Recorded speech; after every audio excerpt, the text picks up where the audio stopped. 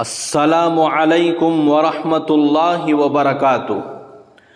نحمدہ ونصلی علی رسولہ الکریم۔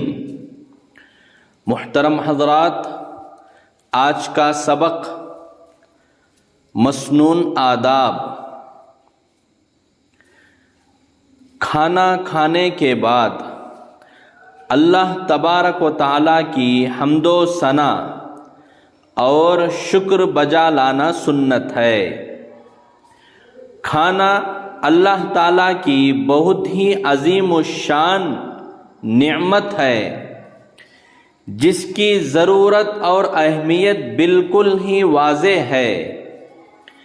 اس نعمت کی شکر گزاری کا تقاضا یہ ہے کہ کھانا کھانے کے بعد اللہ تعالیٰ کی حمد و ثنا بیان کی جائے اور اس کا شکر ادا کیا جائے۔ اس لیے کھانے کے بعد اللہ تعالیٰ کا شکر ادا کرنا سنت ہے، جس کی بہت بڑی فضیلت اور اہمیت ہے۔ کھانے کے بعد اللہ تبارک و تعالیٰ کی حمد و ثنا پر مشتمل دعائیں ہیں۔ صرف الحمدللہ کہہ دیا جائے، اس سے بھی اللہ کا شکر ادا ہو جاتا ہے۔ البتہ ان دعاؤں کا اہتمام زیادہ اہم اور مفید ہے جو کہ احادیث سے ثابت ہیں، اور احادیث سے کھانا کھانے کے بعد دعائیں منقول ہیں۔